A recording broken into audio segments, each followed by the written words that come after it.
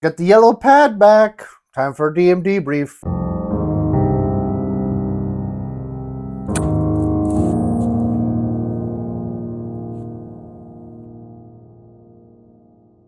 Hello, I'm off screen right now. Yes, thank you. Thank you. Thank you for remembering. Yes, this is Wyatt. We said same bit, so I have I know, I just did the exact same bit.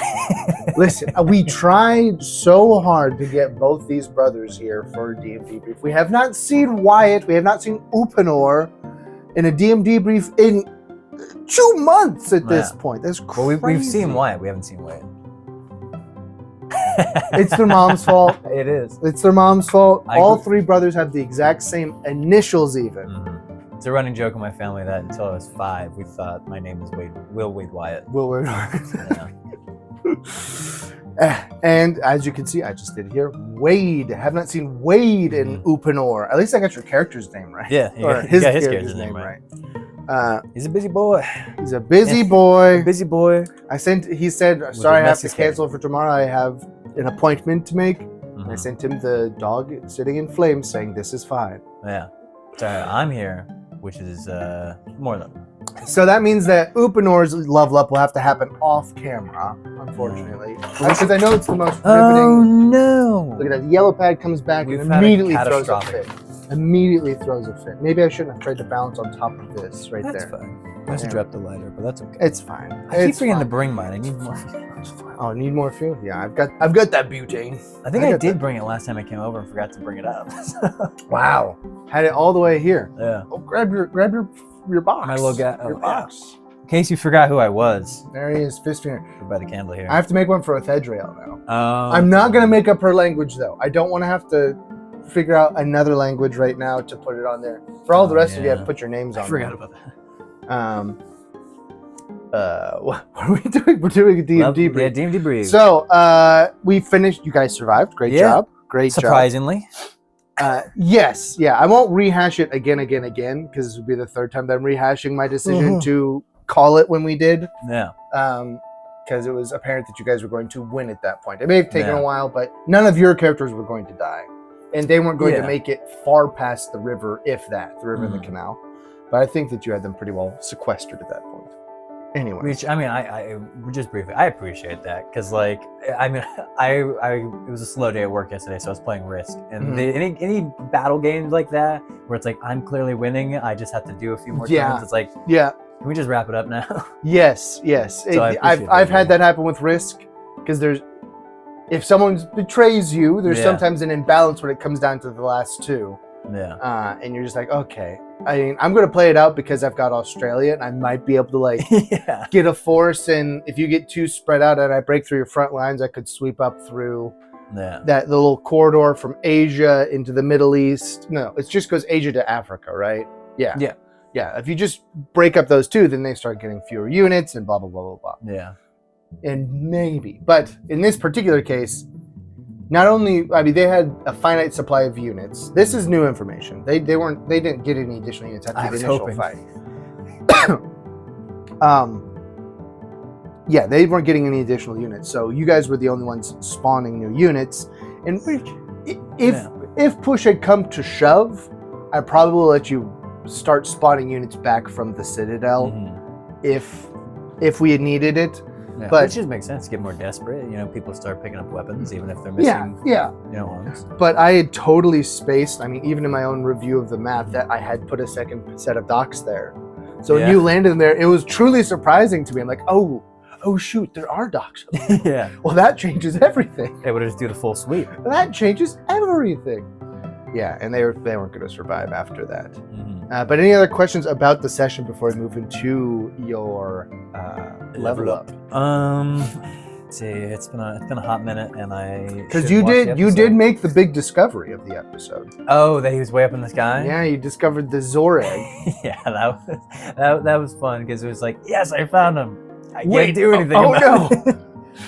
It's like, yes, it's a huge yes, but. Yeah, between turns, I'm calculating if I can catapult something at him. I would have just gotten the trajectory right.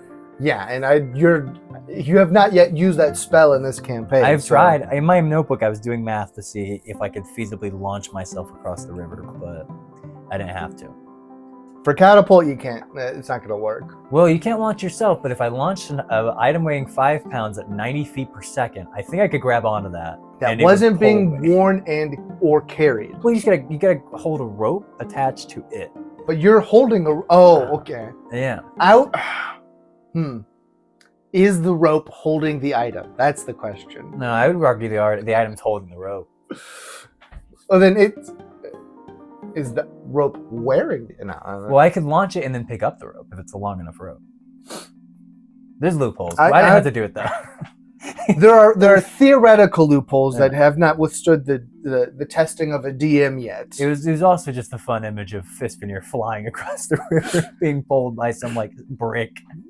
Because what would have ended up being, if I allowed you to do such a thing, you would have had to succeed on a strength saving throw to be able to be taken from 0 miles an hour to 90 feet in a 6-second period. So, which is actually pretty slow. Yeah. I didn't think it would cross her. I was hoping to get far enough that I could swim the rest of the way quickly and like in a turn. It wouldn't have gotten very. You could have crossed. No way. I said 50 meters, right? Isn't that what I said for each one? I think so. Yeah, so that's 150 feet per square. If you'd gone closer to the canal, you would have gotten close. But I would have gone from the canal and let go halfway through the flight so I can carry. Try to do a little parabolic. Yeah. A parabolic trajectory on there. Yeah, just forget about so many intelligence checks to see if you could pull that off. Like just to land on the. I was trying to get over to where the sending thing was. So I would have landed and just been surrounded by those heavies. Yeah. So it was a good thing I didn't do that. No, it wouldn't have been good because not only heavies, but like all the archers. Yeah. There are just so many archers, just like pew pew pew, getting down in there. Yeah, I can only cast sleep so much. Yeah, but the Zorg took off at some point, and some of those benefits that the guys had, the archers, being able to shoot over buildings without any disability, was going away. Yeah. So they were going to be, they were significantly diluted after his departure. Its. They're genderless, I suppose. They're horrifying monstrosities. Yeah, exactly. They're horrifying monstrosities. So they don't got no gender. Yeah, just terror. But speaking of sleep, maybe I can cast it on more people after I level up. Hey, you'll be able to. You could cast at a higher level. Yeah. Wait, can you? Hold on. Is that true?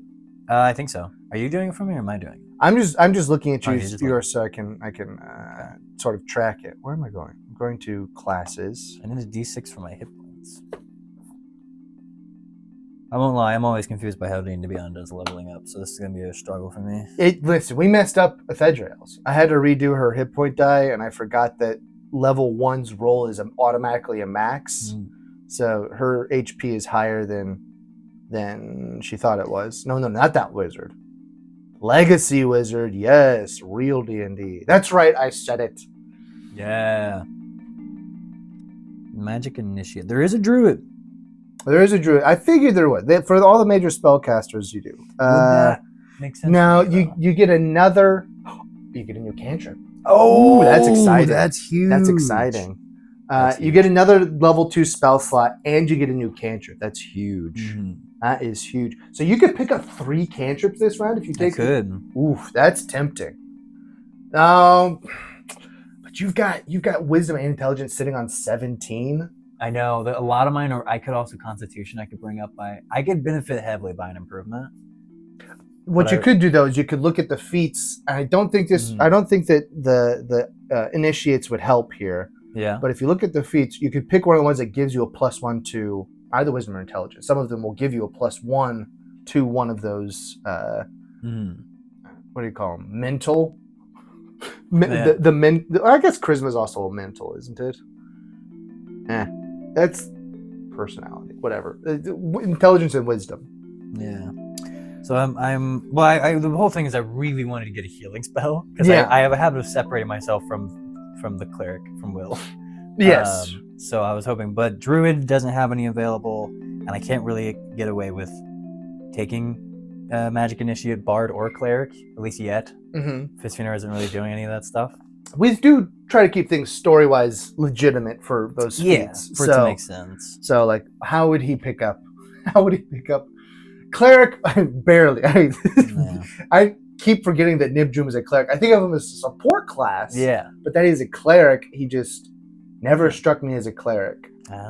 Did he ever pick what was his cleric? I think in the episode 1, I feel like I remember him asking about it, and then he hasn't said it since. But he would have picked. And the only thing that life domain. The only healing spell that bards have is Spare the Dying, which isn't really healing. They have Toll the Dead, which is one of my favorite spells. Toll the Dead's a really good one. That one's cool. Toll the Dead's such a great spell. Oh wait, this is Cleric Initiate. Okay, so Cleric doesn't even have healing. Oh, maybe the Bard ones, they just don't let have healing spells.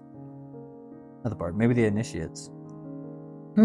Oh, it's from a set list? It's not from... Yeah. Maybe some D&D Beyond is you have a certain number you can choose. Because I thought it was just... Is it cantrips or... No. Hold on. I'm being given a list in the D&D Beyond here.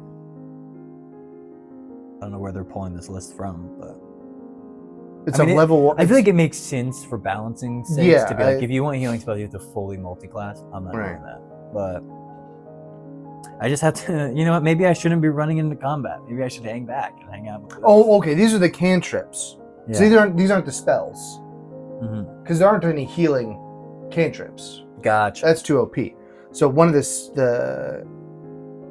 Yeah, and you only get the cantrips from the third slot is for the spell that you pick. Oh, okay. I didn't realize there was a difference. Yeah. It doesn't say it. It should say cantrip spell.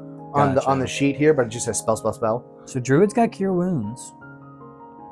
Yeah, Druid has Cure Wounds. So does Bard.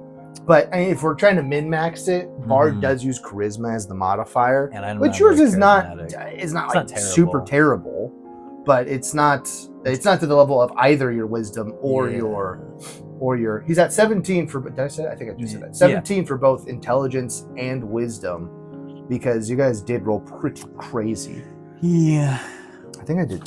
Oh no, I did the math on my computer, I think, in the last one. No, not my characters. Work with me. Yeah, using it on mobile is a little tough sometimes. Yeah. But I do it to save space on the table, so it's worth it. I think what I want to do, is it level 8 where you get this choice again between... It's every 4 levels. Level 8's so far away.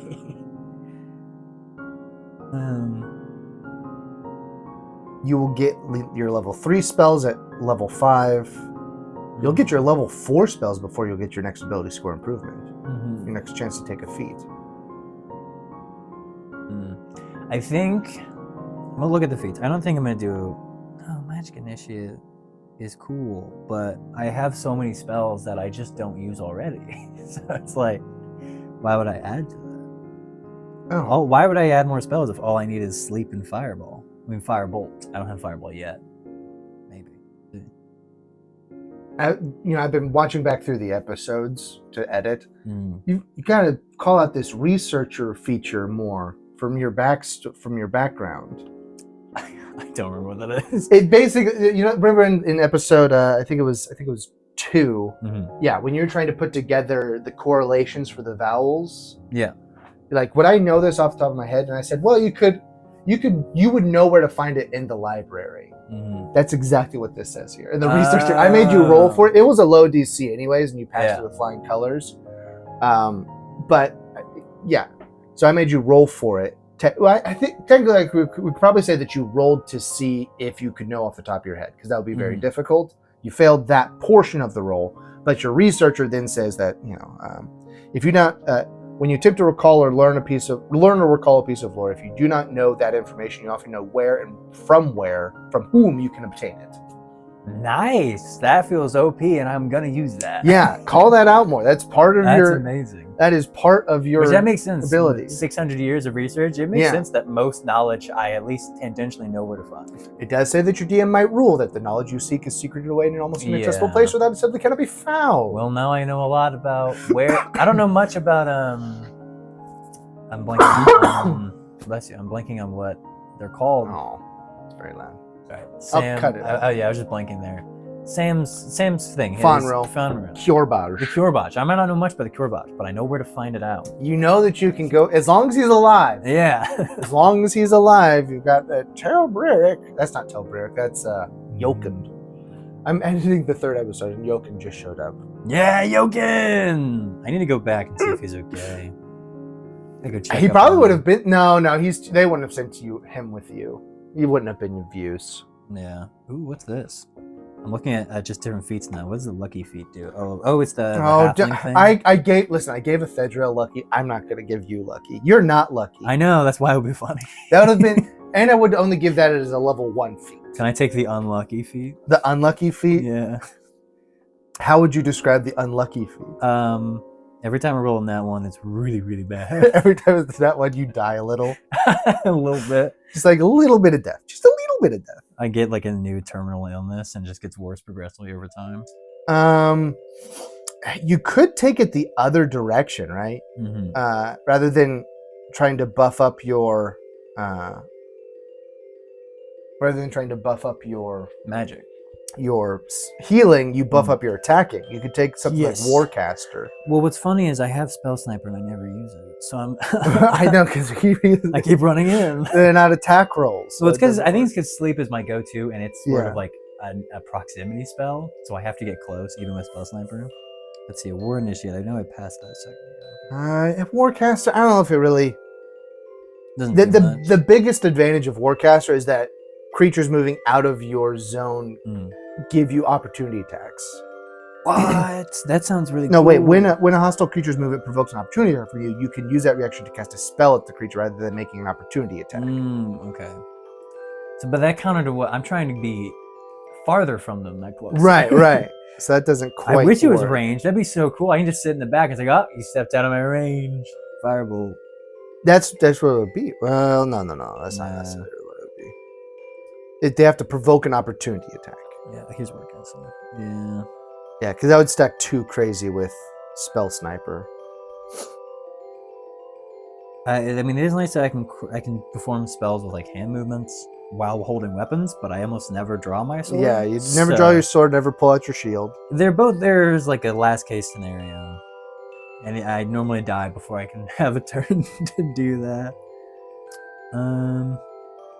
Maybe it would be better just for you to take the 2 ability scores. That's what I'm thinking. The ability improvement might just be the better choice here. Because you get another. If you take on a Constitution, it'll get you more HP, and that's always useful.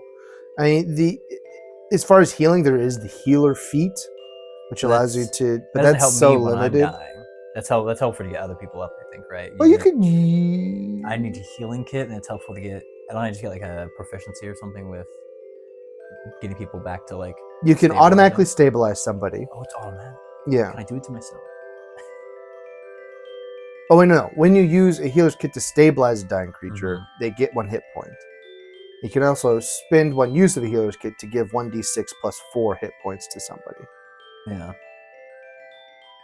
Now, this is more of a DM question. Yeah. But one of the feats I was looking at, I don't think I'm going to take it, was skilled, which allows you 3 more skills. Yeah, skills. Can I acquire a skill through practice? Like if I just do it, mostly I think there's a herbology skill, and I'm like, if I just keep collecting plants and recording them. Wait, what? Or something. Like becoming proficient in their herbology kit. It's not herbalist's kit. That's what it's called. Yeah. If we had downtime, you might be able to do it. Mm-hmm. But I don't know that we're going to have that much downtime. I did a lot while traveling. I don't know how much more traveling we're going to be doing. Also, oh my God, D&D Beyond kicks me out of the character thing. Yeah, I definitely think I'm going to take the ability in Scorpion, but that was just sort of a question. I was wondering. Okay. So yeah, I'm definitely going to take the ability score. I don't think I'm going to do Wisdom, even though it's right there at 17, and I can push it to 18. I think as a wizard, getting the extra 4 HP, while it's not a lot, is probably pretty good. I mean, you'll leave it at 16, which is already a great constitution. Yeah. Especially for a wizard. You know, normally aren't so hardy. Well, if anyone needs it, it's Fisvénir. Yeah. You do need it. Has anyone else even gone down? Okay, hold on, let me think. I think Sam did once, didn't he? I think one other person has one time because they were trying to save me after I already went down. Did somebody else go down in the Moustierl fight? The Moustierl ambush at night? I think so. I haven't gotten to that episode. I think that's episode. I think the point is I've gone down pretty much every fight. Yeah, I mean, that you've been in, yeah, because you skipped the first one, the Gelmoral fight. Yeah. Then you were in that one. You actually had an extra fight, so you made up for it. Yeah. The Book Boys made up for their missed fight. Yeah. And did I go down during the bug fight? No. Hey! The bug fight was pretty quick. Well, it was almost quick and deadly. It was like it was that. What was it? Your sleep really came through. Oh, it was the fire, the burning hands. The burning hands did a lot. Oh, and the sleep kind of. But the burning hands comboed with the sleep is really what did it. To get their HP down. Because you thought you would kill them. Like, no, you heard it. Yeah. And that was a squish. Yeah, in the squish. Then we did like a great line press situation. Okay, I'm trying to get to my. I don't know if I get any spells. You get an additional spell slot. Okay. So because wizard. Can you prepare? Hold on. You have to. We said something about me getting a new. Yeah, because you will get one more because you are going up on your ability score improvement on your ability score modifier for intelligence. So you'll be able to do one more spell. That's what it's. That's how you can prepare another spell, right? It's based off of your. Is it level and ability score? So do you get two more? I'm not sure. There's nothing else for me to do in the actual character. Yeah, you're gonna get two more because it's your intelligence modifier plus your wisdom level. Wizard level. So you'll get two more prepared spells, which is pretty big. That is good. And an additional level 2 spell slot. So you get another cantrip. You get another 2 prepared spells, and you get another level 2 spell slot. And you get a bunch of well, you got to roll your HP. Yeah. Oh boy, here it is. Reroll ones right here. We reroll ones. And ones. All right, get ready for this too. That's what happened last level up. I'm pretty sure. Here we go. Big money. Hey, it's a 1. Okay, reroll ones. We're looking for that shield. That 3. Hey, I'll take it. I'll take what I get. What is it? A 3. A 3. Okay. The plus 3. All right.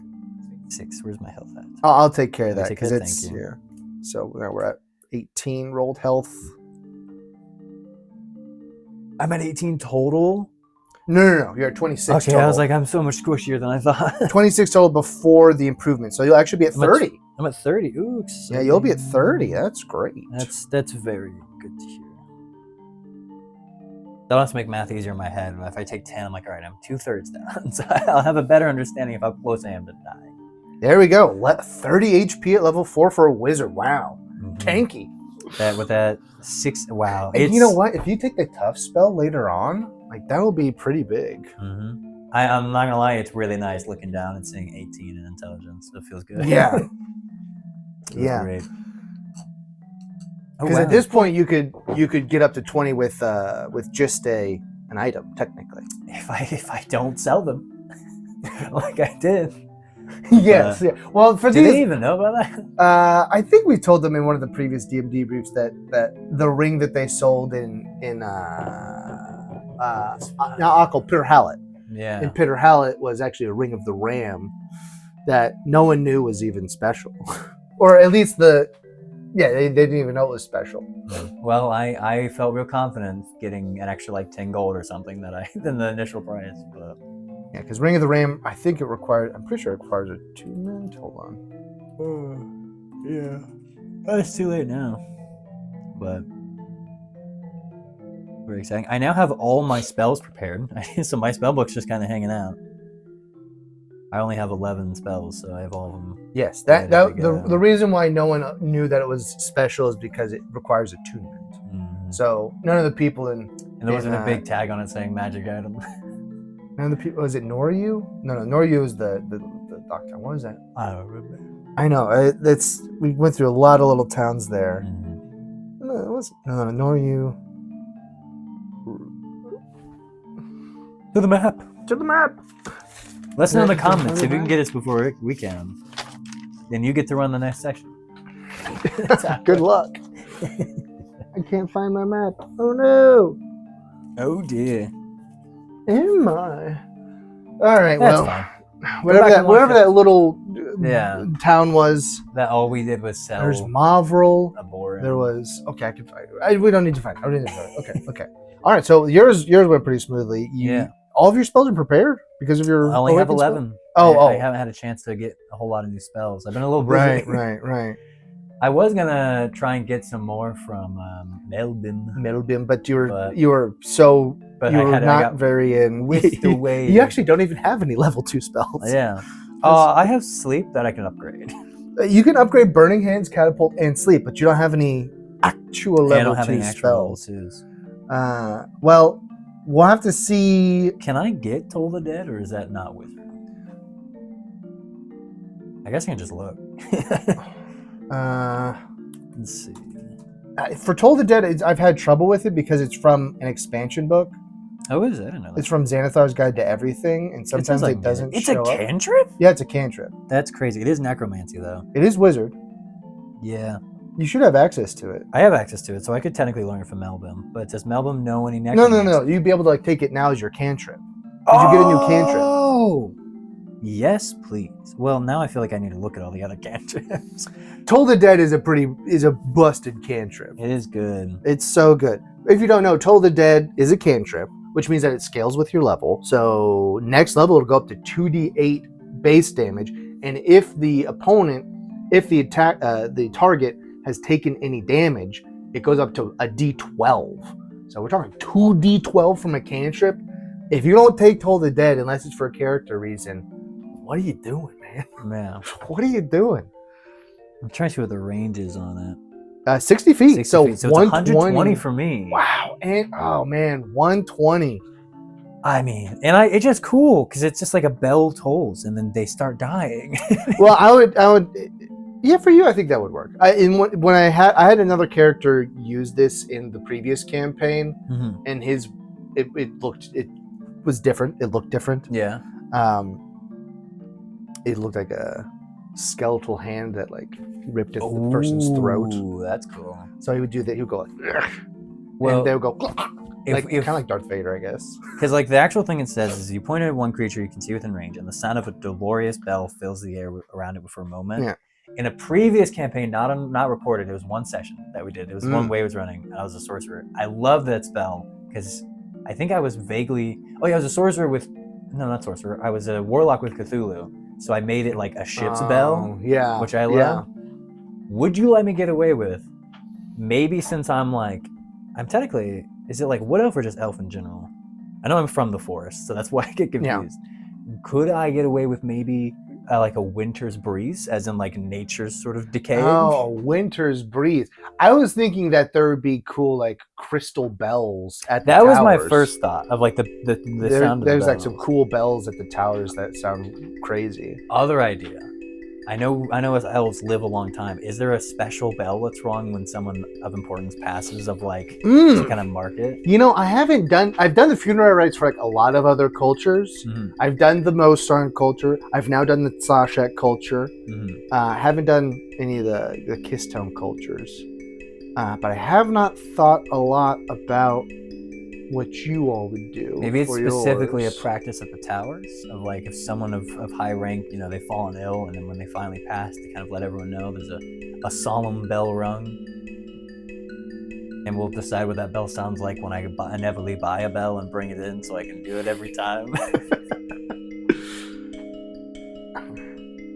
We'll put that on the back burner. I'll have to think about it because I just don't know how. Because it is a huge deal when they die. Yeah. But I'm thinking it's sort of kind of like the Pope. Buried? They do the smoke. Yeah, they do it. Well, they do smoke when they pick the new Pope. They did both. No, I think they just tell you that it's Pope's dead. I think it's different. We just had one die. No, there's a different color smoke they do when the Pope dies, because at some point they did that by accident and people freaked out. Oh. I think some tourists accidentally threw something in the fire and it made the wrong color smoke, and then everyone was like, well, the Pope died, I guess. Unless this is a full hoax, I've been told. But I've been heard it from multiple people. So no, we could. Why? I got a computer right here. Yeah, I got a computer and a phone. That's so much work. Do they do smoke when Pope die? Smoke when Pope die? Mm-hmm. Not poop. Pope die. Do they do smoke when Pope die? No. No. Huh. Well, multiple people have lied to me. Yeah, they do. They do smoke when they're picking the new Pope. Yeah. But when the Pope's dead, he dead. Yeah. I'm definitely gonna go with Toll the Dead. I was looking at other ones just in case, but it just occurred to me. All my other cantrips that I started out with were intentionally chosen that they weren't offensive because Fisvénir he didn't need combat spells on the tower. So I love except for Firebolt.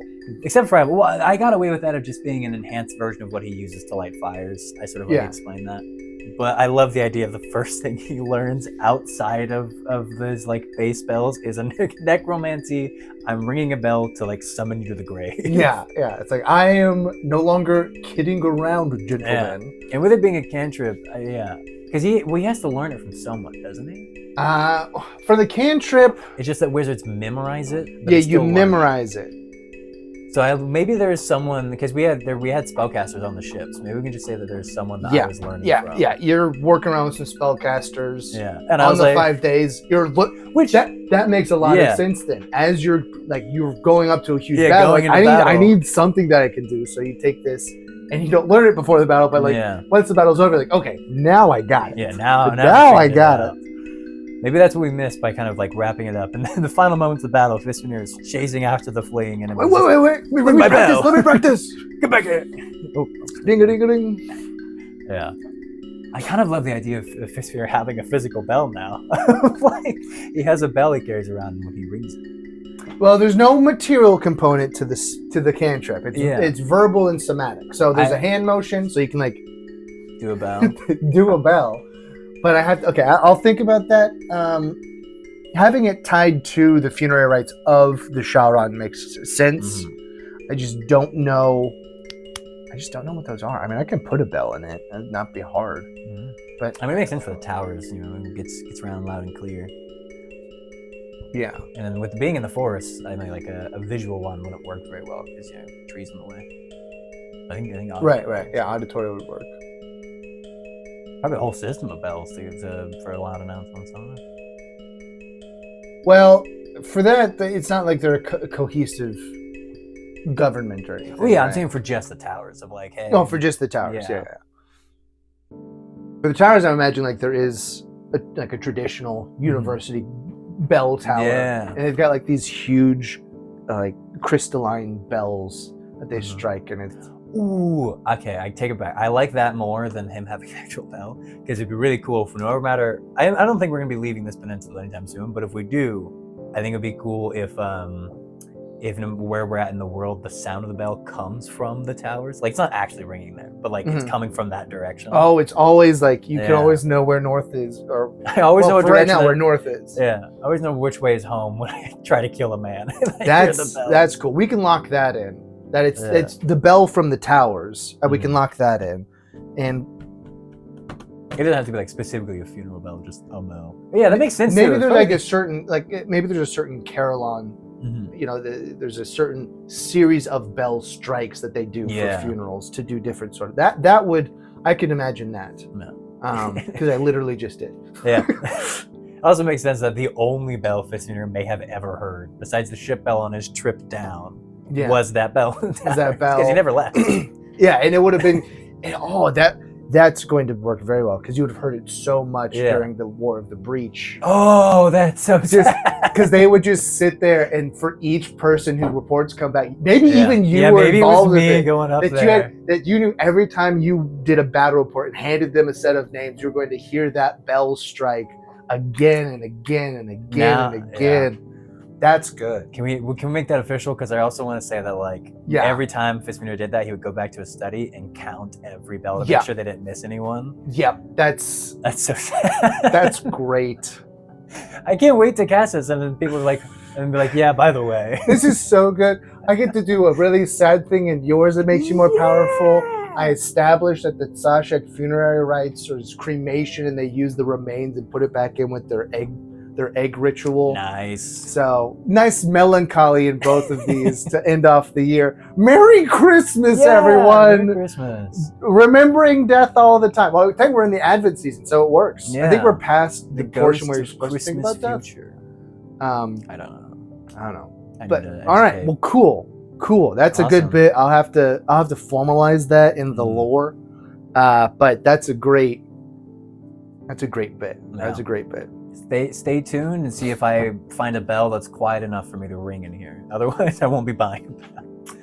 Stay tuned to see if we're gonna make Fisvénir cry every time that he just silently cry every time. I have to do a constitution check every time I cast a spell. Otherwise, just silent tears run down his cheeks. It gets progressively harder every time I cast it as I'm fighting it back. That is such a crazy dichotomy too, of like, because he's definitely started off being like, I don't want to kill anyone, and then like, I'm gonna use the bell of like my people's dying to kill you. Yeah, if I had to hear it, you're gonna hear it, and it's the last thing you will. Maybe it's like a respectful thing with Fisvénir. It's like, hey, I don't want you to die, but you're trying to kill me, and so I'm gonna send you off with some respect. There's a multifacetedness to it, you know. I don't know. Okay, well, that's great. Anything else? I think we got you fully leveled up, basically. Yes, very excited for my new cantrip.